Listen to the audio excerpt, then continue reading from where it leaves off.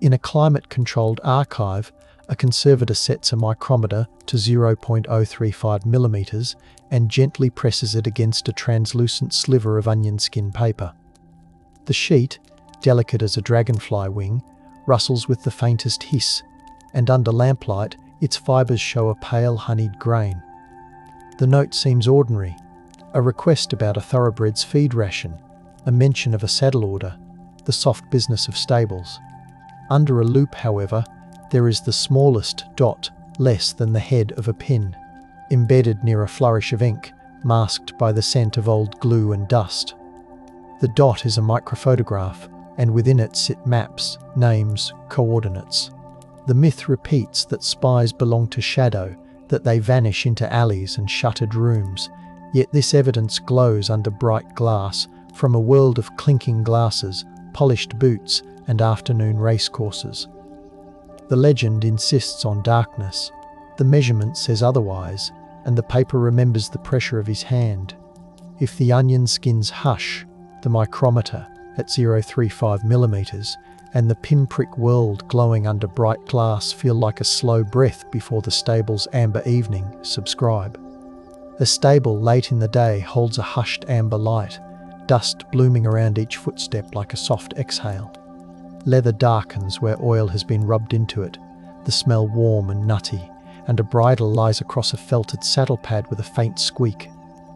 A groom hums to himself, weaving a loose tail. Swallows trace quiet arcs just under the rafters. Near an open door, where the corridor smells of grain and sun-warmed hay, a man stands with one hand on a stall door, posture easy, white shirt sleeves rolled and clean. In his eyes, the reflective sheen of someone accustomed to listening before speaking. The horse's breath pulls in the cool shade, a slow fog and a fly taps the wood. In this light, the hard edges blur, and everything feels like continuity, polite laughter, a handshake, the scrape of a boot on packed earth. Wolfgang Lotz flicks a speck of straw from his cuff and smiles. At the city's Island Club, a membership ledger balanced in neat columns smells faintly of binding paste and a lifetime of sweat-damp hands. The horses turn the dirt of the training ring into a soft drumbeat as they circle. Reins whisper through fingers, and sunlight breaks against the silver of a bit. Here, Wolfgang's German accent lands like a polished coin on an oak table, familiar, clean, and useful to those who share the same past or wish they did. He trades horse talk with calm precision, recalling the precise mouth-feel of a snaffle, the weight of a saddle tree, the precise diameter of a martingale ring. Each concrete detail is the lever that lifts heavier intelligence. A purchaser enters with polished boots and a cologne that clings to the air. He leaves with an invitation, a time, a bottle waiting on ice. The echo of hooves becomes a ledger of influence, and the measure of the day is counted not in laps, but in trust. Some lives are scaled in maps or medals. His was scaled in textures, in the way linen cooled against his neck at dusk, in the cadence of foreign small talk polished to a satiny sheen. He had learned to tilt his head at the right beat, to let a silence lengthen until it felt like sympathy and not suspicion, to let laughter fall like feathers and then melt away. In the stable yard, he would lift a halter and check the stitching with careful fingers, as if repair mattered more than gossip, as if hay dust on his sleeve held the day's deepest news. The myth says spies avoid light. He proved that in certain eras, a salon's glare is an invisibility cloak. The hand that raises a champagne flute can also count steps to a guarded gate. And as evening breathed through jasmine, the city's secrets drifted close, warmed by hospitality and the illusion of safety. The sand remembers. Instruments hum. The hollow waits. A letter on onion skin once glided through the mail with a subtle perfume of office ink and glue, the fold crisp, the staples squared with neat pressure. To the postal clerk it was another business note about feed blends or a request for horse transport after a show. Yet beneath the curlicues of formal German, Wolfgang's pen paused at the end of certain phrases, a pause that signalled where a microdot sat, varnished into place with a thin gloss of collodion. Under ultraviolet, Lab technicians later saw how the varnish carried a whisper of sheen, and a trained fingernail could find the slightest burr. In the lab, a camera lens trained across a high-contrast field, the microdot opened into an address list and a map with a faint grid-sealed hangars, a test pad, a convoy route. The paper was a handkerchief against the noise of a whole city. It absorbed everything without stain, carrying news between the ticks of a wall clock. He sat in noisy gardens near fountains where the water sounded like breathing layered over breathing, and learned to drop a detail casually, to invite one in return, to let laughter cut through suspicion's membrane like something bright through the surface of a pond. There is a surer way to pass unnoticed than being unmemorable. Be desirable company. Be the host who serves the fine bottle. Be the man who remembers a name before it is offered. He let a rumour dock itself lightly on his sleeve and did not brush it off. He let men confess their fatigue in the warm glow of his lamp. A myth says, silence is the spy's only instrument. He tuned the room instead, made it resonate, and listened to the overtone. How else could a single life translate gossip into a force that moved military planners and shifted the dense geometry of fear? In the desert, wind carries a powder of gypsum that tastes faintly of chalk on the tongue, and a straight road goes out toward a flat horizon where a test stand throws a ladder of concrete shadows across the afternoon. There, engineers with rolled sleeves moved among crates, the wood still perfumed with tar and the metallic tang of hidden tools. Blueprints smudged with graphite described the clean mathematics of thrust, the crisp arc of trajectories. In the withered grass near Helwan's urban edge and other places where dust swallows boot prints by morning, rumours of rockets gilded conversation in Cairo's coffeehouses. Wolfgang made those rumours measurable. He mapped social orders. This man was recruited in a cafe with fans that ticked. That man's pay came via a firm whose typing pool smelled of carbon ribbon and cigarettes. He marked which hangar had new locks, which truck tarps showed fresh resin stains. With patience, the desert's silence became a coordinate system. When the sky cracked with a far-off report like a book spine opened too violently, the city felt it in a tremor lived as gossip and caution. A groundskeeper heard it beneath the tapping of a rake's prongs on gravel. A groom glanced up from a hoof rasp, his own rhythm suddenly too loud. The myth leaned in, expecting trench coats and alleys, yet the work ripened in verandas where fans chopped the heat into manageable breezes. He softened his consonants just enough to match another man's childhood, and then let that man believe the encounter had confirmed something about himself. The central motif returns in each pause.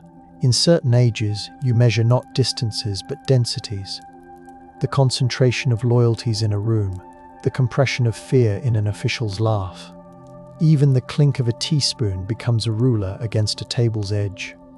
In these rooms, the way eyes drift measures risk. The scent of cognac measures candor. The night breathes out. The desk lamp pulls gold. Footsteps pause, then pass. Friends visited his apartment where ice chimed in glasses and waxed floors glowed. There were ashtrays heavy as paperweights.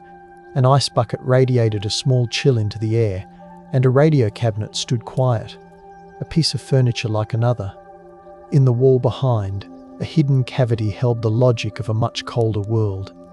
He had rehearsed each motion until it was muscle, a cigarette placed on the rim of a bowl as if forgotten, a cuff adjusted to move a lever without a click, a shutter closed so the pinprick of a pilot lamp could not bleed into the night. Grouped numbers went out like a lullaby sung in a language the city could not pass, and the antenna wire trembled, feeling the dark. Radio direction vans later would learn the song's true path, but for a season, the signal rode the rooftops like a moth seeking another moth. The apartment's air carried both perfume and metal. At the table, 4 place settings clinked, not just with dishes, but with carefully staged chants. A name dropped softly into a story. About paddocks rose later like yeast. An anecdote, salted deftly, preserved a boast until it could be served back to headquarters in a different form. His hands touched a wine label. His fingers traced the raised letters. and he understood that a brand known to a guest would soften that guest's throat when the talk shifted toward airfields, subcontractors, the odd absence of certain engineers one week, and their bleary Saturdays when tests ran late. In humid kitchens behind, the sharp, consoling scent of lemon cut through the room, suggesting that everything unpleasant could be cleaned. The work was not clean, yet he kept the tone gentle, the door open, the napkins folded. Was this extravagance, or a technique as precise as a knife edge used to lift a varnished dot? In safe flats and borrowed rooms, handlers crinkled paper with a particular caution, as if sound itself could be indexed and replayed. The rooms smelled of carbon paper, instant coffee grainy at the bottom of mugs, and cheap soap fighting vainly against Cairo's dust. He learned a discipline of timing that made him earlier or later than expected by an amount that never repeated, a rhythm you could hum but never mirror. His notes came home disguised as lists of oats and shoeing. His microdots did not crowd a single sheet, but balanced across mundane lines to avoid pattern. He passed a dead drop in the shadow of a wall perfumed by sun-warmed stone, the package nested in a hollow shaped by a hand gloved in patience. In those days, tradecraft prized the grey man. He added colour, and the palette expanded. Power emerged not just from what he knew, but how he made knowledge plausible. Even night air holds witness. The hum of a city never truly sleeps. Scooters thread alleys that smell of bread and oil, and somewhere a spindle of wire in a van listens on the move. He adjusted, reduced transmissions, then refused the paring away that would unmake his cover. A net slowly brightened where he had seen only currents. A stranger's glance lingered a fraction longer in a cafe. A driver's friendly wave shifted by a degree. He noticed, and the noticing was another instrument he could not put down. In this era, discovery came mirrored by suppression. Reports that once flowed now pooled, and in the pooling there was reflection enough to see himself. Silence held its breath, and the myth about shadows began to flash its teeth, less legend than procedure. Even the smell of dust changed, as fear seasons the air like cumin, faint yet present, a spice that marks a different kitchen and a different meal. Curtains stir. The key turns. The breathing changes. Interrogation rooms do not shout, they persist. Tile cools the bones through a chair's four legs, an overhead bulb hums, a thin cup of water sweats, and windows frame nothing useful. Everything is measured, the scrape of a chair, the cracking of knuckles, the small patience of a man deciding whether to look into another man's face. Wolfgang found the tone required. A slightly irritated German abroad, a man disconnected from politics, rich on horses and memory, contemptuous of petty officials, but a friend to order. The tile kept its chill. The guards kept their rhythm. The questions returned like a tide that soaked and retreated, soaked and retreated. Had he worn a ring in a certain photo? How did he know the nephew of a colonel? The smell of disinfectant clung to his tongue. He offered the biography that would save him, and withheld the one that would claim him, and the paper of his statements drank up the ink. Under a skylight that softened the day into a grey soup, he balanced names like plates on sticks, each one spinning, none allowed to clatter. He had a birth soil to claim and a mother to invoke.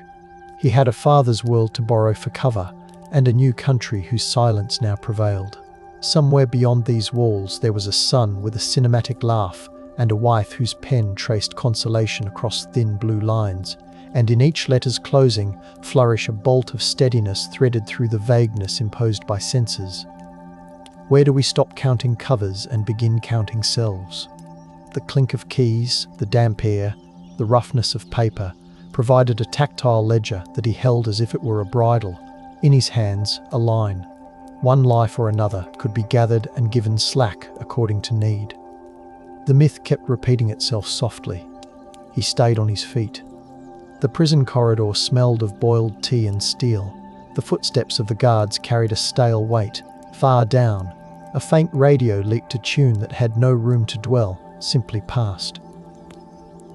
Annette stood at a barred door once each permitted week, hands curved around handles worn to a shine by so many before. The bile of fear lived behind her throat, and she learned to flatten it with breath, to lend her voice a colour that would not break him or herself. She wrote on paper so thin the ink bled tiny rivers, yet she wrote anyway, because language soaks and gives, and the act of addressing his name slowed time to manageable intervals. Her perfume had disappeared months ago, her shoes had lost their softness, but pressed in the crease of a letter was a leaf from a tree outside their house, whose smell of sun stored better than sentences. Even held under fluorescent glare, that scent insisted on ordinary life. In another place, a small boy watched home movies projected on a sheet. The film's grain like dust motes the light carried down to the living room floor. A man in a suit laughed at a party. A glass caught the flash. A horse cantered in a tight circle as if it could circle forever. Years later, the boy would listen to a different projector's click, the clicking of archival reels with their rusted edges, and see his father made again and unmade by accounts held in a drawer locked, then unlocked. Some silence came from policy, censorship saved names and flayed myths. Some silence came from kindness, a family making room for air. The projector's bulb heated a plastic smell that intertwined with the woolen smell of blankets on a couch, and the boy put his fingers into the light, letting its warmth measure his own hand's outline. Rediscovery is a soft violence. Brightness can be a kind of hush. The year 1965 saw the arrest. The year 1968 loosened the door in a bitter exchange after a short war, remapped how the air itself felt when you looked out of a window. These numbers are anchor nails hammered into the board to keep the wood from warping under memory's humidity. A guard's voice in the hall had one rhythm, then another. A crowd's breath at a border smelled like pennies and fear. The first sunlight after a long night felt thin and surgical. He carried himself through each threshold with a posture carved by habit, by cavalry etiquette, by the charm that had shielded and exposed him more times than he could count. Back in rooms that hummed with fluorescent quiet and over-papered walls, he debriefed. He measured himself against the other, him, and found both wanting and sufficient. The bottle of champagne opened later, softened nothing and sweetened nothing. It only traced bubbles up a glass, slow as thought. The night quietens. The pages breathe. The city cools its brow. In the briefing rooms where a fan mended the air, notebooks opened and pencils ticked like rain on tin roofs. A chalk hand diagrammed not just routes, but human circuits, where joy erupted in a man's laugh when given a favourite liquor, where boredom nicked at attention like a horsefly, where outrage could be teased into honesty. The rigid doctrine of the subtle grey man loosened, allowing for a silhouette that shimmered rather than vanishing. Fewer trench coats, more linen suits, fewer dead alleys, more crowded verandas, fewer folded arms, more open gestures. Still, each a technique, not an indulgence. Trainees learned to host without being attached, to be generous without feeling owned, to use brightness as a knife with the blade hidden in friendly light. This was a new prose of espionage composed of palette, perfume, place. The old text of clandestine caution did not die. It was annotated, margins filled with a larger hand. The enduring story around him dislodged lazy grooves. Instead of pebbled lanes slicked with rain, his images carried creaking ice buckets, the sugar prickle of fruit on a saucer, the crisp bother of cufflinks at dusk. That text became a syllabus, not a cautionary tale or an anthem, but a plain memorandum of clarity. Sometimes the most seamless disguise is the one that invites the room to lean in. As cadets copied notes under buzzing tubes of light, they tasted the coffee going stale, they heard the pigeons on the sill, and they wrote down the intangible. How to let someone feel special without binding yourself to gratitude. How to prize specificity and let it stand for everything else. A blueprint that includes scent and timbre is not sentimental, it's tactical. The measuring micrometer from our opening extends again, not to paper thickness now, but to how thick a persona can be before it buckles under its own gloss. Diplomatic cables moved with the hiss of a pneumatic universe. the coded language of ministries folding into itself again and again. In one capital, a typewriter clacked with torpid diligence, ribbon smelling of iron and old paste, as officials weighed their liability when their scientists built someone else's menace in someone else's sand. Policies thickened, then thinned. Papers crossed desks under stamps whose dry, powdery pigment flaked into the creases. The same names that toasted to bright projects at one set of tables found their mail watched, their passports bothered by scrutiny, their contracts knotted. The desert workshops felt this dampening as officials far away adjusted valves they never saw, and certain halls lost their echo as conversations migrated into smaller rooms. Here, the value of his work swelled beyond the notes, because what his microdots made visible could be rendered unsightly in the daylight of public scandal. Sometimes pressure feels like policy. It can, instead, smell like old glue. After test sounds quieted and party lights dimmed, courtyards returned to the patient work of vines, their leaves exhaled in the night, a soft sweetness like a bruised fig. Stables mostly returned to stables and stopped carrying such heavy speech. The desert itself resumed its confident drift. Sand lapped the concrete footers and added a layer of forgetting, clinging to bolts, gathering on thresholds, insisting that everything be softened. Not all silence is forced.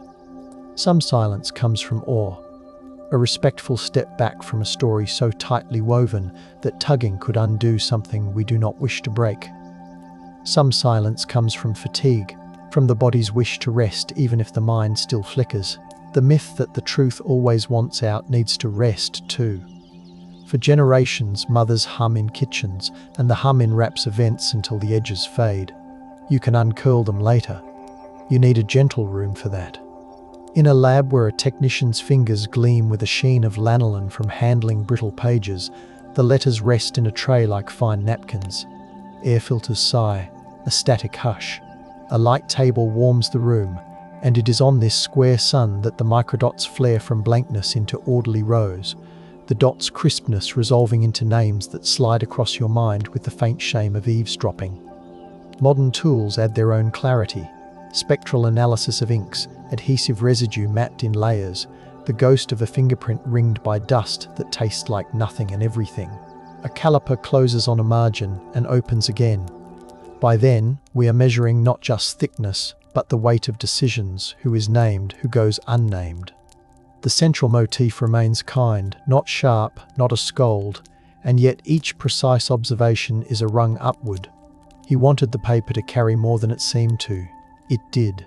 Wind lifts a corner of an old tarp at a long quiet test stand, where concrete heats slowly and cools slowly and has learned to marvel at nothing.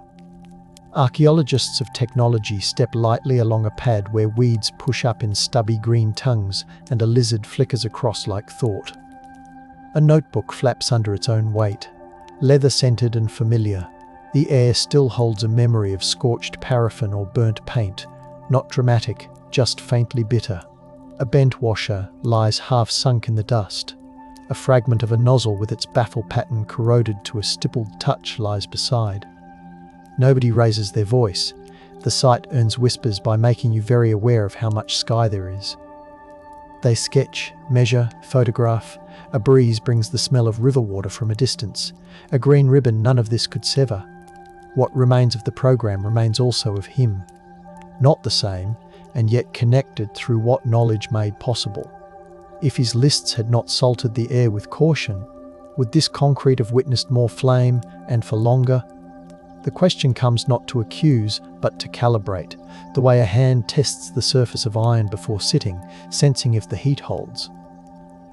The geometry of power is never purely about capability. It is about who can plausibly explain the thing that is meant or pretend not to see it, and move on. He inserted a fulcrum beneath the narrative of inevitability and pressed until what a nation told itself tilted. Even now, the silence out here is busy. Insects tick in the weeds, boards dry and shrink, and then swell. The ground sifts. In our ears, his parties play again, the soft pop of a cork, the laugh that coaxed the day's stubbornness free. The measurement repeats. How far can a conversation carry across a tiled floor if the room is already listening? Currents of practice changed, still balanced against caution drilled by veterans whose jackets smelled of wool and old tobacco. In classes, students watched recorded scenes and identified tells, the way a gaze locks when pride meets recognition, the way a hand relaxes when a favourite story is invited. Demonstrations showed how an accent softened after 2 drinks on a warm night, or sharpened in a chill morning. Notes grew delicate in a useful way, counting not just facts but tones of those facts, not just places, but the way those places sounded in the mouth of the person who described them. The old tools, dead drops, brush passes, legible codes hidden in nonsense sentences, remained. The new lesson was to generate the kind of conviviality that earns the right to reach across a table without alarm. Human closeness is not a tactic to despise, it is a tool. It glows in candlelight, then folds away when dawn calls. In a white classroom that carried the ghostly scent of chalk, even after chalk was gone, instructors traced arcs of attention on glass boards, while the projector's fan purred quietly like a settled cat. A slide showed a table setting, annotated as carefully as a battlefield photograph, chair angle, line of sight, plate rim catching light, the silhouette of a host's posture, gentle and welcome. Students felt their throats dry slightly as they tried to memorize gestures and also unlearn stiffness. A tray of delicate cups clinked now and then, and that sound became the metronome of the exercise. Knowledge is a diet, you cannot eat a library. He taught that you can, instead, taste the specific and know from it the general, and that the city's breath offers flavors if you hold it in your mouth longer than comfort allows. Learning this art is not a kind of seduction. It is listening with more senses than you say aloud. He moved through later years with an undercurrent of fatigue, learned not from one prison or one party, but from the handwork of being 2 things, or 3, in rooms that smelled of a country pickled vegetables at noon, old rugs in the afternoon, plaster dust, furniture polish, until those scents clung to one identity and had to be washed back off to make room for another. At home, an 8mm projector once heated its small metal heart and streamed a brief summer over faces you could both love and interrogate, and the flicker patterned the ceiling like living tapestry. He would narrate occasionally, with a voice that was careful, then not, then careful again. The pages of draft memoirs gathered in stacks, smelling of newly minted paper and coffee, and at the edge of a photograph, a dog pressed its nose lightly against a child's hand. Silence, here, served reverence. Not every truth wants to be loud. Dust sifts. Fans turn slowly. The glass holds its chill. In some offices beyond his, summary reports weighed 2 contradictions at once and made of that weight the balance of policy. Elsewhere, other flamboyant masks had failed and cost too much. A service learned not to make style its creed. They calibrated. Sometimes grey is the colour of safety. Sometimes gloss is a reflective shield. Disasters came and were suppressed by classification not merely to hide mistakes, but to protect those who might still be in the field, to give breath to missions not yet finished.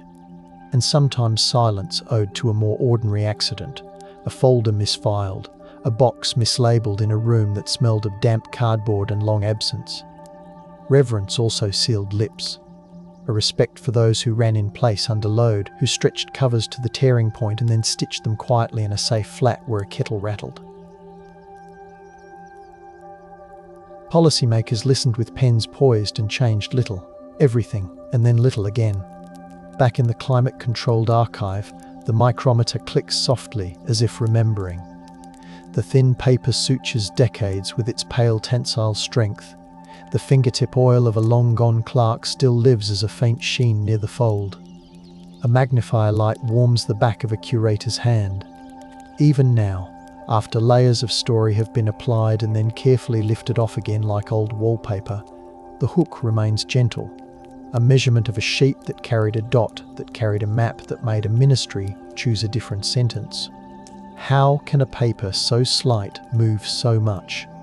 The answer is not mysterious if you count the specifics, the log-out time at a gate, the boxes that smelled of resin, the freshly greased hinges in a hangar whose echo changed. A myth would deny these modest observations, a place in heroism. His story says, measure once more, then trust what the fingertip finds. At the Island Club, the ledger pages have dried to a stiff velvet, and a card with a thick border shows a name that, to those who mattered then, meant more than horses. The leather of the chair absorbs a sitter's heat at once, then cools, like attention. A waiter's shoes whisper against tile in their soft-soled glide. The silver's weight registers in the forearm as a pleasant ache. He had known this room as a performance space. His plate was not a plate, his napkin not a napkin, they were notes and counters. Outside, a fountain tumbled water over patterned stone, the pulse of a city arranged to please and to blur. He had come to see such places as precious themselves. Each surface introduced a chapter of the story another man wished to tell about himself. The cultivated green, the bent branch, the precise shade of linen all became a vocabulary. He translated without appearing to translate. A quiet room, nearly dark, hosts a demonstration. On the table, a drop of varnish glints like amber. A pin lifts it. A breath purls across it to cool it quicker. The dot disappears under a stamp, oats, barley, molasses. Then dries. Under the microscope, through a lens that smells faintly like the iris whose aperture it imitates, the tiny grid of a microphotograph sings itself into clarity. The operator's shoulders settle. Names resolve. There is no thrill, only the calm of seeing properly. Even now, this feels like a prayer in a certain tone, simple, specific, grateful for evidence. The myth that espionage demands catastrophe goes thin. The rooms where craft is practiced, taste of dust and light sweat, and the evidence comes to those who pet patience into purring persistence. He placed the dot, others lifted it. Together, these pinhead certainties widened into corridors for policy to walk with a straight back. Breath in. Breath out. The quiet chooses you. Other packages were less polite. Pressure arrived in cardboard that ticked. Men who had once congratulated themselves on usefulness flinched at the ring of the bell. Someone else's hand, not his, applied devices made to frighten and sometimes to scar. And the thread that connected those hands to his desk at a stable was a thin, guilty one lined with justification. A stamp's adhesive lingered on a lip as bitter as worry. The smell of burnt paper is not dramatic, it is mineral and hollow and stays in curtains. People revisited their choices. Secret rooms opened to light not because of virtue, but because of risk. Silence has many parents. Here, silence came later from discomfort, from sober afterthought, from the heavy recognition that even carefully calibrated pressure can shake too much, that letters can do more than invite and inform. He had wanted a conversation to reshape appetite, methods spun beyond his table-setting's circumference. Can a city forgive the taste of fear once it has learned a flavor it did not order? Or does the palate keep a scar no physician can instrument? The question lingers because that taste goes right to the root of what these stories touch. He wore a suit to let others feel secure. He poured to let others pour. He played the warmth of a room as if it were an instrument, not because he was a saint, but because he knew what value bled from coolness into heat and back. The micrometer and the champagne flute lean against one another on a shelf in the mind, the precise beside the celebratory. Not everyone who sat at his table went home untroubled by what they had given away. Yet a smaller dread ranks behind an older, larger dread that rockets teach a nation to learn. He helped the older dread unwind without trumpets. That, too, is a service, not always comfortable to name. After he stepped into quieter years, he took walks where the air salted itself with sea, and the lids of his eyes felt cool. A bench's slats left temporary imprints on his palm. Birds thonging lines above sang without plotting. In a cafe smelling of coffee and furniture polish, he told some pieces to a reporter whose pen liked to linger. Other pieces he saved for a room with a tape recorder whose reels spun patiently and clicked when asked to sleep. Some lines arrived ragged and polished themselves in retelling. Some remained ragged because smoothing them would lie. The house had rooms where family walked barefoot and rooms where shoes stayed on. Different papers lay in different drawers. He put a book on the table eventually. Not a confession, not an exoneration, a chronicle with decent furniture, and it sat there radiating quiet complexity. The glass of water beside its spine held the room's reflected light like a measured solace. At night, readers on sofas inhaled new pages and the dry smell of paper and glue. They saw the lights of Cairo come off the ink, and they thought of a horse's breath fogging in a shaded stall, of the clink of glass and the tenderness of treason performed without hatred. They measured their own reactions and found that sympathy and caution ran muddied, a stream neither clear nor dirty. The myth dimmed. It yields without fuss when invited. Still, it leaves residue. The story revealed the touch of his hand turning a knob at a radio cabinet and the warmth of his guests' closeness. They felt the temperature of the rooms he once hosted, as if stepping into a bath drawn long ago and still somehow warm. At a certain hour, the book closed. The fingertip sensation of the final page's decal stiffened into memory. The lamp turned off softly. The silence did not accuse, it only extended.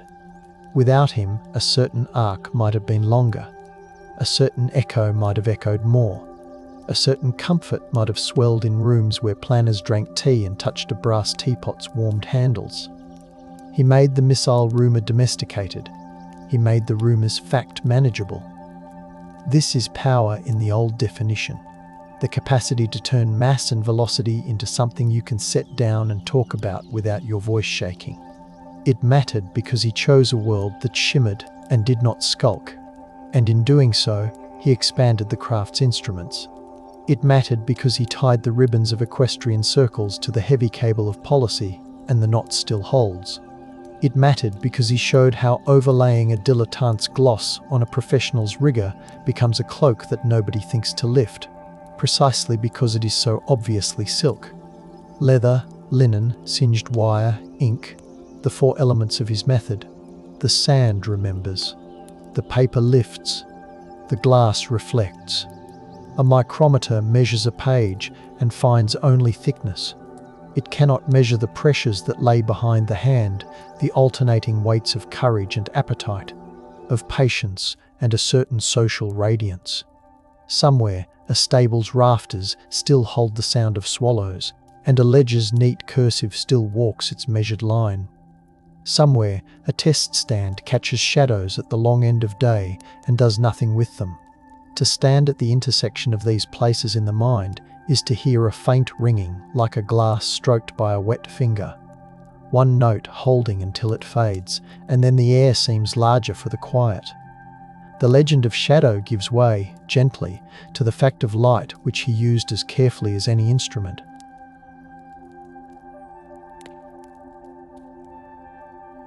The last measurement in this story is unmade by tools. It is made by the part of us that listens gladly and knows when to let a mystery rest. And yet, as the mystery settles, another room offers itself, calm as a held breath. The door's hinges move without protest. Muslin curtains ride the mild swell of night air. A low fan makes the room's heat obedient rather than fierce. On the desk, beside an ashtray that has been cleaned until its glass feels soft to the finger, lies a small leather case with its velvet nap rubbed thin at the hinges. A passport rests inside with creases that have been taught to appear natural. A corner bent and then straightened. The spine worked until the paper fibres lie as if pressed by years of careless pockets.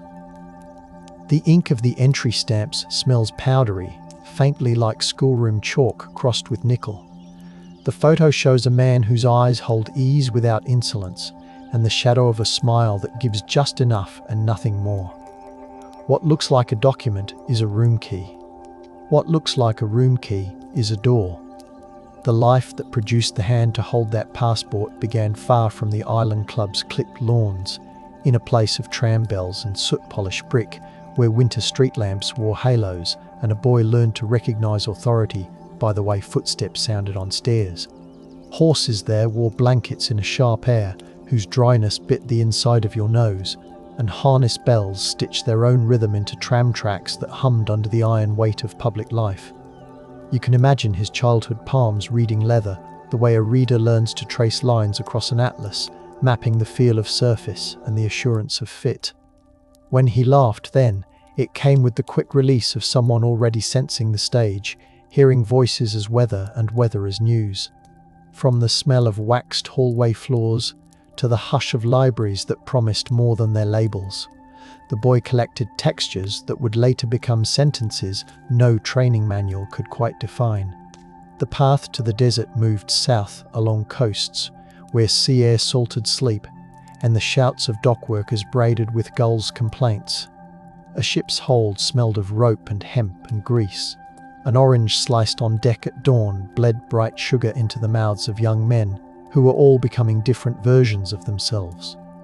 Along a shoreline where wind had learned to enter houses without being a guest, he found a place that called itself home with a gentleness that made demands. Early mornings, hands scrubbed raw by buckets, closeness measured not by talk, but by neighbours' shadows slipping across the same floors. Horses again, their eyes slick with intelligence, their breath rising in small clouds on mornings that felt like a promise kept. The long, straight roads of that land taught him another sort of silence, one measured by the call of birds from unseen branches and the clicking of a bridle cheekpiece against a zinc bucket. In that era, a uniform would eventually be fitted. The shoulders would sit right because his posture already did. Mounted training grounds on the edge of the map tasted of iron sand and boiled tea. An instructor's stick, never used cruelly, clicked against a boot heel to remind, not to rebuke. A horse skittered under a sudden gust that carried the smell of distant kitchens. The reins hummed a vibration back into his bones, and he learned what it meant to sit deep and give the animal an argument it could accept. In another building nearby, a radio that ran on valves warmed slowly to a red-orange glow, and a gloved hand adjusted a dial with a delicacy he would come to appreciate in another life. Down the corridor, telephones of black bakelite waited in a line, their cords heavy, their bells modest and insistent. Discipline felt like a rhythm, and the day's sequence laid itself across his muscles like a song you rehearse until forgetting it becomes impossible. He learned to read men the way he read horses, which eyes held stubbornness, which hands held grace, which words were only a cover for a hope. War does not always announce itself as catastrophe. Sometimes it arrives as a difference in air pressure that you feel in the inner ear before you register the sound. The desert took armoured shapes that bit at the horizon and passed like weather, leaving aftertastes of rubber and hot oil, and the sudden, relief-heavy laughter of men who found a moment to act ordinary. In kitchens near field hospitals, kettles filtered water into a memory almost sweet. The tents smelled of canvas warmed to a patient heat, a smell that would, for the rest of one's life, act as its own passport back to a brief hour of rest under a sky culled by wind. Radios whispered as if not to wake the sand, code tapped in careful sequences that married sound to intention. A pencil erased to stubs lay beside a ledger of message traffic, and fingers dusted with eraser crumbs grew their own quiet calluses. If ambition is a map, he learned to fold it so that two places touched. From uniform to civvies, the pivot felt less like a divestment than like dressing a new instrument in old clothes. A quiet office where salt found its way into the wood from men who still carried the sea in their throats, a smell of new paper and old glue, and a question that was not a demand. Would he like to bring together the knack of horses and the timbre of speech and the practice of not frightening people when you needed them to be unguarded? The desk at which this question was asked bore a blotter whose leather had been fed until it held a shine only lamplight could make honest. A typewriter waited with its carriage aligned, a wastebasket held nothing. Beside, a small padded envelope lay, innocuous, with a set of rings inside that a jeweller had scratched to the right degree of imperfection, each a small shining proof that identity is an art of patience. He tried each on and felt the way they weighted gestures he already knew how to perform. The cover's skin thickened by layers as conscientious as leaves laid down in a forest. There was a watch with a face slightly too old for fashion, but just right for someone who professed to have known a better era. There were shoes with soles crisp enough to suggest money not often walked, but a scuff added in the right place to declare the owner knew real earth. There was a manner of greeting that borrowed from messes where rank is recognized before warmth, and from parlours where warmth is currency. He went to a tailor who spoke with pins in his mouth and measured him by eye twice before using the tape itself carrying a faint perfume of soap and clean cotton. He ordered cards embossed with a name made to sound both distinguished and suffered. The card's edges flashed lightly when tilted in sun. The stable he would speak of in Cairo could be made factual in a day if anyone pressed. Documents lay ready in a drawer lined with felt. The luggage passed through customs with the lazy rhythm of a river that had seen more worlds than the men who stood by it and stamped. Porters carried cases whose weight hid more paper than clothes, though the clothes themselves bore the smell of good closets. The taxis that met him along the city's edge were painted in colours chosen to keep heat and brand memory. Their seats radiated a vinyl warmth softened by wear. Their dashboards displayed talismans against capricious fate. The road along the river offered him a city that knew how to reflect itself. Bridges oiled by footsteps, lampposts wearing their own chipped lineage, kiosks where papers shouted in a dozen voices over coffee that carried cardamom like a friendly argument. Horses at the racecourse moved like bright punctuation across the grammar of grass. Voices in the stands layered the German of distant schools with Arabic's music and French's fluted precision. When he spoke the first day, his vowels knew how to hold a warm room. The first answer came with an ease he pretended to find expected. Registration at the Island Club passed under portraits that had dimmed gracefully. The ink in the ledger made slow curves that steadied the soul. A man behind the desk, not young, handled the membership book with both duty and affection. His stamp landed with authority softened by convivial pride. That first afternoon, a host brought a tray with an arrangement of glass that had learned, across centuries of service, to make water look like a promise. He let his shoulders relax at the right time.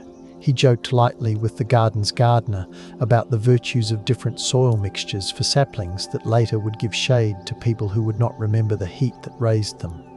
He watched the way older men entered rooms, whether they leaned on sticks because their legs demanded it or because sticks made a certain statement about dignity, which is its own kind of instrument. He made sure he stood just long enough when wives entered. The carousel of dinners began, and with each orbit the table set itself as an apparatus tuned to human signal. Candles were chosen not for romance, but for their unsteady flame, which reveals more than a fluorescent tube ever will. Micro shifts of eyes, a knuckle easing, the appetite for another story bubbling from a guest's throat when their wine ran low. Flowers, yes, but never heavy scent. That would mask the room's instrument panel of perception. The napery felt under the hand like a promise kept. The chairs were comfortable just beyond politeness, so that lingering felt deserved. He asked after families in a manner that carried knowledge without weight. He told a story about an auction in a cold hall where the steam from horses' nostrils recorded the day's numbers, like ledger lines in air. He described the feeling of a program man's hands, always dry and smooth, they're callous. A thin band at the base of the fingers from drawing diagrams more than from tools. Laughter arrived when invited and left before anyone noticed it had overstayed. He learned which gate guards wore new boots by the sound of their footfalls. He learned which truck drivers preferred songs to whistles and which would listen to the shape of silence rather than fill its gap. The city's mechanics shared a vocabulary of stains and solvent, and he soaked that vocabulary like bread in broth, softening it until it could be swallowed without chewing. He did not collect facts as stamps, he acquired relationships with facts. There was a contractor whose laugh would become a cough when trying not to say a name. There was a clerk whose pride in having the right ink for stamped export forms encouraged a confession about a shipment delayed for lack of a bolt measured in a country that renamed the measurement 3 times in the last generation. He used what the day gave. On his desk, a paper from a feed supplier carried a careful signature, and nested within its flourish, a world. Tradecraft asked him to be either seen or unseen according to a plan, but he was working in an age and a corner of the world where being seen was the cloak. He allowed himself to be photographed at places where sunlight could not behave. The glare behind him hid the deepest lines of his face, and allowed a newspaper to print his presence without offering it up to analysis. He gave interviews by the pool only when a gust fanned the water so that reflections broke into fragments. The ripples turned any attempt at reading his eyes into a pretty futility. He visited stables during the heat lull, when even officials felt forgiven for inattention, and he had a way of listening to a man whose mother tongue differed from his, and being the one to feel grateful afterward. Whispered introductions crept up to him as moths do to a lamp, not because he burned, but because he allowed light to rest on other people. The hidden correspondence moved as a blood system moves, quiet, regular, mostly unnoticed when it's working its best. A pigeon's feather in a hallway was only a feather. To him, its position relative to a seam in plaster said a time had changed by 30 minutes. A stick of gum placed under a bench, brand and number of folds marking a letter to come or a danger already past, smelled youthfully of artificial mint, a small comedy that made vigilance friendlier. The devices he chose rarely whined with modernity. They preferred the anonymity of household good looks. A kitchen clock that ran 10 minutes fast for everyone else kept for him a separate time. Its back held space for a sliver of film and a slip with a number that would look like an insult to an uninitiated eye. The camera that flattened information into a dot clicked no louder than a spoon touching the rim of a teacup. At night, a wire on a rooftop listened to the sky. He adjusted his breathing to match a room. Signals travelled not only through airways but through habits. He always refilled a glass before it asked. He always let a conversation land in someone else's lap and then be lifted again by a different hand. He always left one good question untouched on the table, warm and ready for next time. Men returned because being understood is a narcotic that never gets a warning label. He appraised small gifts with the attention of a curator. A cigar whose wrapper bore a certain leaf pattern suggested a supplier with a different supplier whose wife was a friend to the wife of a man whose workday ended near a fence that guarded something iron. A dull boy given to boasts became a compass, his needle jerking with vanity, his true north. Whatever would let him say a bigger sentence than his last. Gossip is always fuel. He filtered it through a mesh that only patience can weave tight. The fragments he kept did not cut, they locked. Beyond his apartment's walls, the city's back rooms held their own algorithms. Offices not unlike those he had passed through as a younger man now bent their attention toward the same thin threads his messages described. Cautious of the moral hazard of being right, wary of the diplomatic hazard of being loud. A teletype in a capital far north of the desert sweated ink on a tape that curled at its edges. The tape drifted into a tray with a cluck that had, over generations, come to mean seriousness. Men and women bent with coffee cooling at their right hands read words that turned desert projects into domestic headaches. Committees convened under high ceilings to discuss what it meant when citizens were working in other people's sand toward other people's sand, toward other people's fear. Voices softened, not out of kindness, but to keep important things from falling off the table when the table shook. Sand carried across oceans as dust on policy. It settled in the lungs of civic conversation. Not all instruments of pressure belonged to him or to the rooms he reported to. In a separate corridor of the same institution, letters left the post uninvited by decency, their insides engineered to punish the very men he drank with. The package's construction smelled of solder and insomnia. At their destination, when the paper split, outrage also burst, filling vacuums they had not foreseen. He read of harm in the most neutral language the press could manage. then pressed his thumb into a pocket where the cloth had worn thin, feeling a friction that had nothing to do with heat. He kept hosting, because to stop would signal fear, and fear is a trumpet you cannot easily mute. Those other methods complicated his art. They kept his guests' eyes jumping to doorways at every knock. They reminded him that he worked within a web he did not control. Conscience is not a single knot, it is the entire net, flexing. What a city learns over a season remains on its tongue. The clubs grew a thin second skin of unease. Glass clinks registered a stutter. A driver folded his newspaper with an extra crease near the ad for horses. He calibrated again. Fewer jokes planned and more offered spontaneously to rebalance a room. He let silence do slow work and put away one or two sharpnesses. Outside a test gate, guards began to check faces more carefully. A contractor, whose temper had been part of his charm, now wore it like armour. He watched and adjusted, the way a rider lengthens stirrups when the ground softens and shortens when the horse needs the leg close and unmoving. His frequencies changed, his dot-carrying papers left through routes that involved fewer predictable points. His most reliable courier became the care he took with his own presence. A mask that cannot breathe must be lifted at the edges. He feathered them, slow as liking. The day a van idled too long outside his building, and then idled again the day after, and looked the same. His skin answered before his mind did. He sent a guest away earlier than habit. He pretended to remember an appointment he had not made with a tailor. He walked the stairs down, not up, and took a different door that had taught his hand, the comfort of its older brass. Streets he knew by the sound of morning now spoke a late afternoon dialect, more echo, lower key. A young man in a brown jacket leaned against a truck bed, not smoking, his hands folded as if waiting for bread, but watching windows instead. There is a moment when recognition becomes not a thought, but a direction. And you cannot stop moving, because the air behind you has filled with the things you do not want to name. When the knocking came, it was almost courteous. The door made the sound of a book closing. Someone said his cover name and left a terrible kindness in the tone. Rooms set aside for questions do not require cruelty to be effective. Their geometry does that work. A table too bright, a chair slightly wrong for a back that likes to sit straight, an aroma of disinfectant that seems to have washed the walls clean of their own past.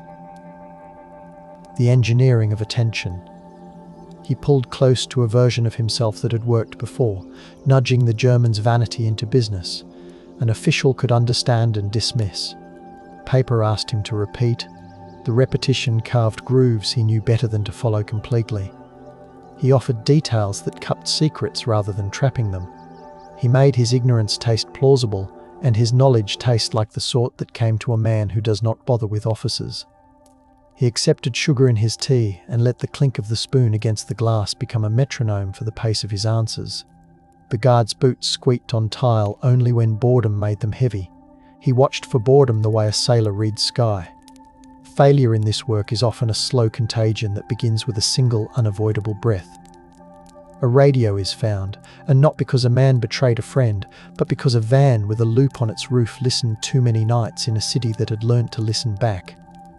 He did not deny the radio. Denial would make a nonsense out of the rest of him. He arranged his story around the instrument in a pattern that rephrased intent into novelty, a rich man's toy with a reach beyond propriety, an era of curiosity. They tasted this and decided the spice. He swallowed the dish offered. There were handcuffs that were not tight, which is a different kind of control. There was transport in a vehicle that made of his face a mirror of other faces behind bars, all of them reflecting one another into a quiet multiply. He counted doors and ventilation grates and memorized the shape of the front seat's upholstery seam, not because escape was likely, but because knowing measures fear like a scale, measures fruit. Letters out and letters in found their way into cruel folds of possibility. His wife stood where she could be seen and heard, because a system had designed that as the only location where compassion could be measured without upsetting balance. She wrote in a hand that held the spine of things. She replaced perfume with patience and allowed her words to walk the length of paper with a dignity that taught time not to run. At permitted moments, she revised the ritual of domestic attention into something the corridor could not break. She smoothed his shirts as if ironing the hours could flatten them enough to fit through a gate. She pressed, once, a leaf between paper as if scent could argue with the fluorescent. It argued enough to keep a corner of the day safe. He took those letters into a place behind his sternum and made of them a cool seat on a veranda no one could confiscate. Even guards respect the architecture of love when it builds in silence. The trade made later to lift him out of those halls did not need trumpets. It required engines and caution, and the choreography of men who had spent a lifetime making sure their jackets hung right and their voices matched their faces. A strip of land whose gravel had been ground to powder by all the trucks that had crossed it smelled of cedar sap from crates and fear's coppery breath. The exchange happened in brisk phrases that would, in other rooms, make small talk. The hands that touched his arms were firm and unsurprised. He found himself within hours in a space whose cleanliness was an insult to all the grit he had taught his body to welcome, and he allowed himself the exquisite fatigue of a man who has no job but to let his bones regain their surprise at soft chairs. The fruit set before him tasted outrageously alive. He laughed with a quiet that shook. Debriefing belongs to a different category of hospitality. The rooms carried coffee that made better company than any of them could be at the hours they met. Pencils of a certain pencil maker had learned to keep their points longer than cheap ones. The sharpeners did not scream, the paper felt good under the hand. He told it in order, and then again out of order, and then in a mosaic that allowed the listeners to assemble their own order if they preferred. He was not protecting secrets from them, he was protecting the truth from exhaustion. Maps unrolled made a domestic sound like rugs being shaken outdoors, and pins went in with a delicacy that would have made a dressmaker proud. He added scent and temperature and the way the light lay in rooms, because these things are the rails on which events move. The listeners wrote down not merely what, but how. Their pencils registered a phenomenon that a technical language can flatten until it loses its weight, a human map. His name became a file identifier, and a case study title, and a story told at tables where younger colleagues learned how to sit and how to keep their own hands from telling on them. He did not always attend, he did not need to. The lessons lifted themselves from his habits like steam from a bowl. They condensed on the cool steel of doctrine and ran into channels that were new. A training hall put out on trestles. A reproduction of a dining table from a climate like Cairo's. Chairs were misaligned on purpose. A faint fan hum supplied the necessary acoustic. Students rolled their shoulders and attempted to relax without losing alertness. Under the lens of a handheld camera, a small dot opened again. And this time the names on the grid offered themselves as theatre props for a bigger action, not a performance, but a conversation that made policy tilt. He watched a new generation learn to treat friendliness as a professional-grade material, rather than as a complement to personality. The ripples his reporting set out along the world's corridors found themselves shaping decisions in rooms he never entered, in buildings that smelled of new paint and old coffee. Investigations far from the Nile opened files on men who had believed the desert's wideness protected their intentions from scrutiny at home. Parliamentary questions sprouted in a winter air that smelled of damp wool and coal smoke, and the answers felt under the tongue like excuses shaped too carefully to be trusted. Contracts dissolved not because they were illegal, but because they had become impolite to sustain. A newspaper headline that avoided melodrama carried a weight that melodrama could not. In academies where engineering had long taken its head from clouds and put it into propellants, students felt the slow heat of public interest and pulled their collars a little away from their necks. As these currents moved, hangers elsewhere quieted and lay down their echoes for a season. He returned to himself as a man lives in a house long enough to forget which furniture came with it and which he carried in. And then one day he sits and asks where he truly lives. The sea helped with this question by being honest without being cruel. It offered surface, depth, and the place in between, where light is a negotiator. Morning walks along a promenade, worn smooth by other feet, taught him forgiveness. He could find nowhere in a file. He passed a bakery whose ovens had made witnesses of the same walls for decades. The smell of bread pooled and softened, and he let it. He wrote in notebooks that did not demand to be read. He piled them in stacks on a shelf that gave gently under the load. He told stories to the version of his son that sat most often at his side, and those stories learned how to accept their own limits. He allowed himself a dog's straightforward affection and a neighbour's polite indifference, and felt both as gifts. The book that bore his name did its quiet work. A stranger opened it, as others had opened obedient doors for him, and found within a tone that refused to be either apologetic or triumphant. Pages smelled of a binder's glue that could not bear damp, and still a few were closed over by a thumb wet with tea. Readers came to his rooms and went again. They stood for a moment in the doorway, surprised by how ordinary a lamp can be when you have expected it to hold more light. He gave interviews that allowed silence between answers, as if he were holding out a plate and waiting for the room to decide what it wanted to put on it. He refused to recast himself as someone doomed or blessed. He took the weight of specifics, measured it, and set it down where it would be safe for decades. In lecture halls of later eras, the artifacts of his time took on the affectionate patina history, gives objects that behaved themselves well under stress. A reel-to-reel's wobbly spindles spun and stopped. A student lifted the lid on a tape recorder and smiled with the tenderness that old mechanisms command when they offer their secrets plainly. The leather on a passport's spine cracked in a way that let sunlight gild the damage. A finger ran across it as a priest might run his hand along a rail polished by hope. Miniature images bloomed under projectors that now used cold LEDs rather than hot bulbs, and the slightest motor noise, misinterpreted as intimacy, filled the room.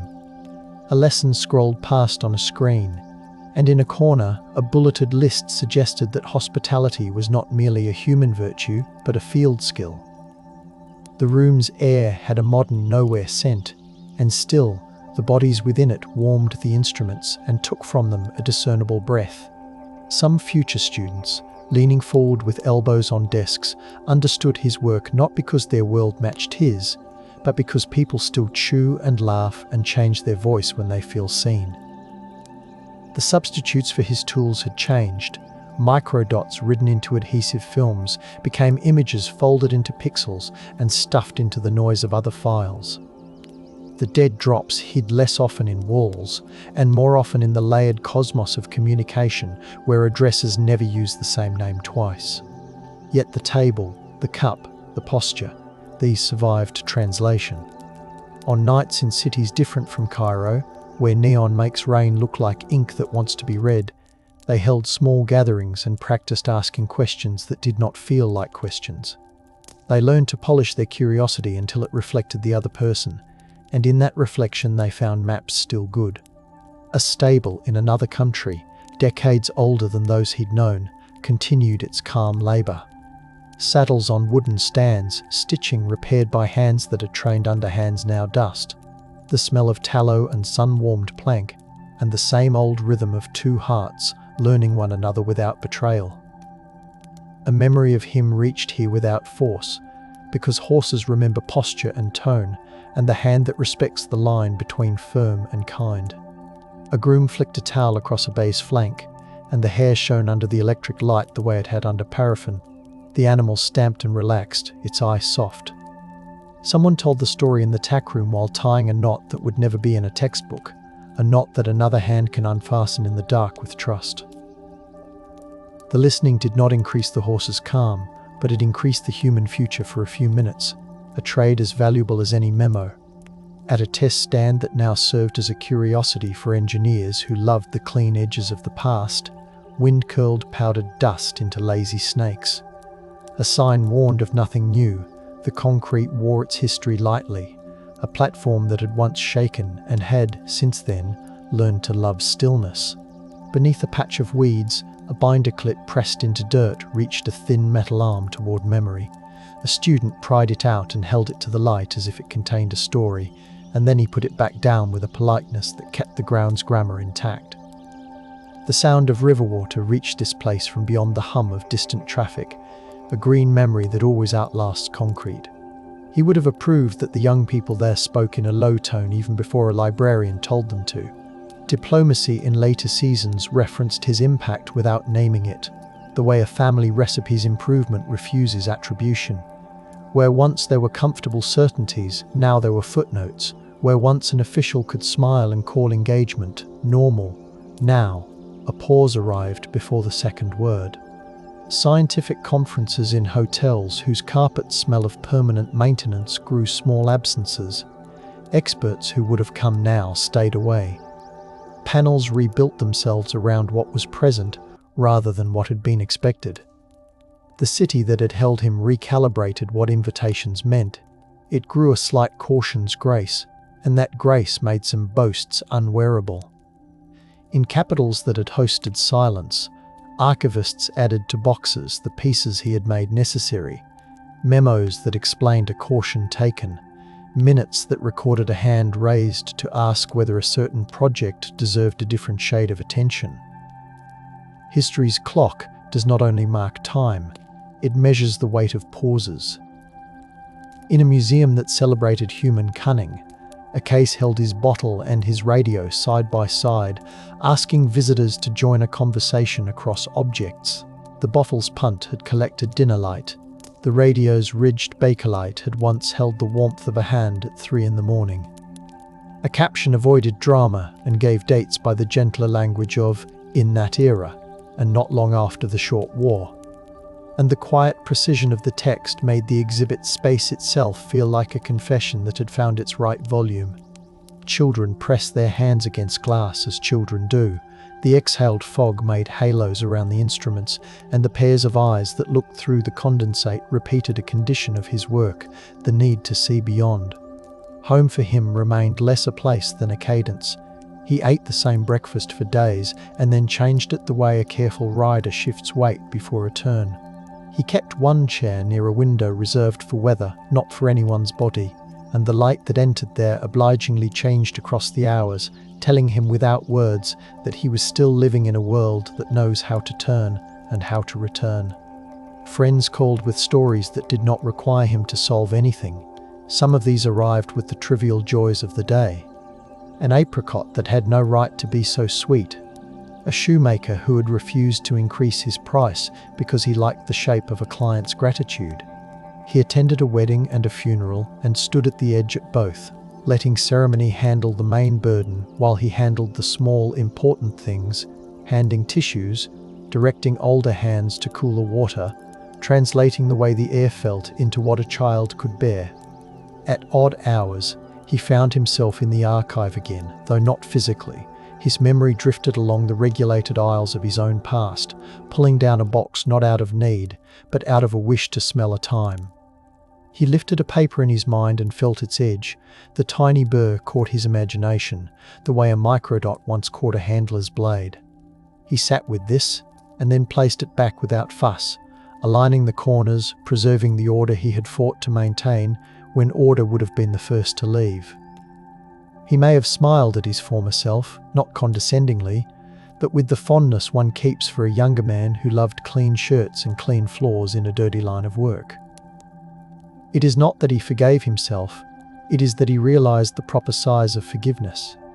It is domesticated, a small dog that sits and waits without demand. When news reached him of the city he had once held in the cup of his body, it came as a scent and a rhythm even before the words formed. He could tell which breath spoke of a chill in government rooms and which spoke of heat on crowded streets. He recognized the temper of a headline by the paper's audacity with font. He heard in the laughter of a reporter when a story broke, whether the story was grief or relief. The afterlife of espionage is an ear tuned to whether others consider merely cloudy or merely bright. He closed the newspaper quietly and put it under his plate to keep it flat. He ate slowly and let a fragment of fruit burn the tongue to remind the day that living down to the last nerve ending is a kind of gratitude. An apprentice to the discipline he had complimented wrote him a letter, once with the formality of a student addressing a master. The paper was thick, too thick for such a message, and the handwriting proper to ceremonial occasions. The young man believed he was saying something weighty because of the weight of his pen strokes. He wrote of admiration and utility, and the way a case like Lotz's gave form to ambitions in corridors of the service.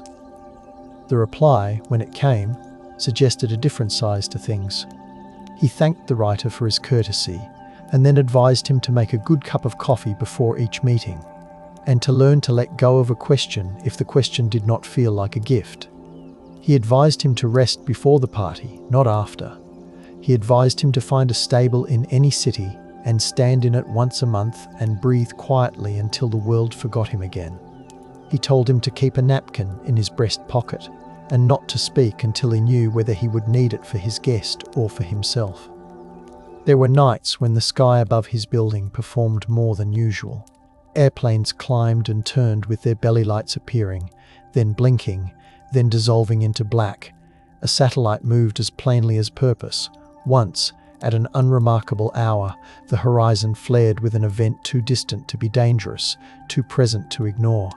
He stood and wondered if someone else, somewhere else, was listening to him the way he had once listened to others. If someone else had gathered fragments from the tone of engines and the colour of a flare, and would write a line that would one day enter a file, and that file would be carried by a person whose shoes would squeak on tile, and who would sit and face a man to ask him to retell until they both were exhausted, and then they would both be left with the remarkable nothing of a room after a long conversation. His breath slowed. He let the night do its own work. In a photograph taken without ceremony, he sits at a table with rough wood and holds in his hand the stem of a modest glass with an unpolished base. The drink within not at all a symbol, just a small pleasure. The line of his chin tells you he is listening. The crease at his eye tells you he is allowing himself to be astonished by something ordinary. A coat behind him hangs on a peg without worry. A hat lies on the table, brim up and receives light like a small bowl. There is nothing to decode except the obvious. A man left with his head and his hands. A pair of tools that have learned to work together until one's movement looks like the other's intention. The room accepts him. The photograph's edges have gone soft with handling by people who did not know him, and made of the image something like affection for a person who did hard things without hardening. And there were gardens that did not care about any of it. Plants rose into their architectures of sugar and thirst. A hose lay with its coils catching light. A bench remembered old men who had told stories on it, and then stopped telling stories, and then ceased to come. He sat in such a garden and let his fear go for a walk and returned less sure of itself. He noticed ants negotiating a bump in the dirt and wondered at their ability to live within inches of danger and inches of pleasure without storing an opinion about either. He found a place in the shade where he could see a slice of river and a wedge of sky and one corner of a building he had once entered under a different name. His body eased into the chair as one eases into a borrowed tub, politely.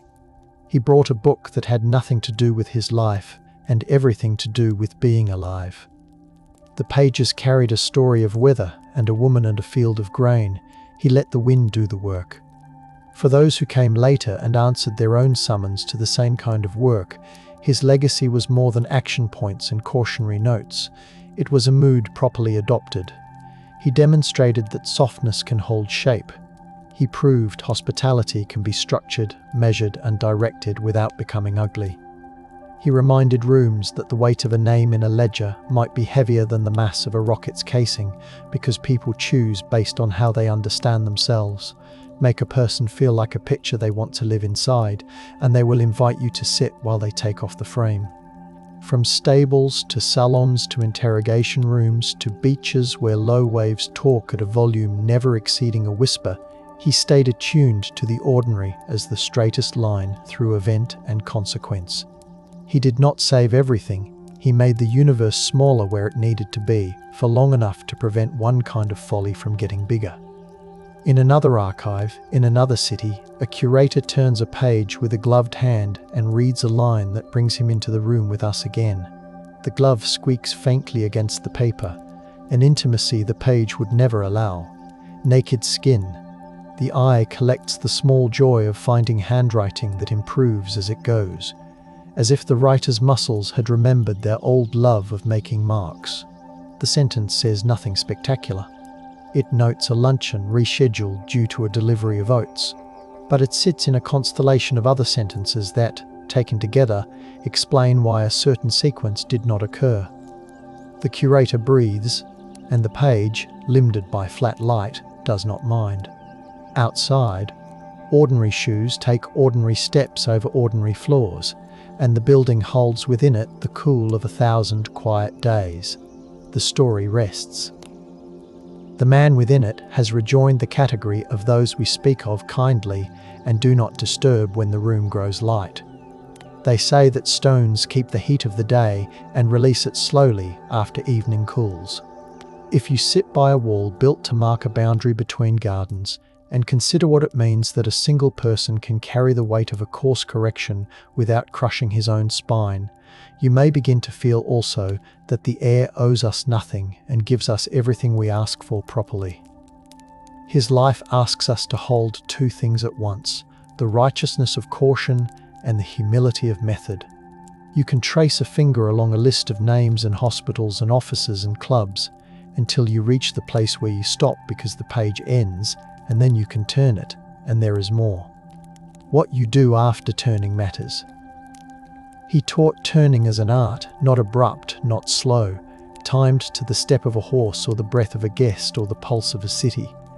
He turned his head when the room sang to him in a key he knew, and turned again when it sang in a key he needed to learn. At the end, there is the quiet test of whether a life has thrown a useful shadow.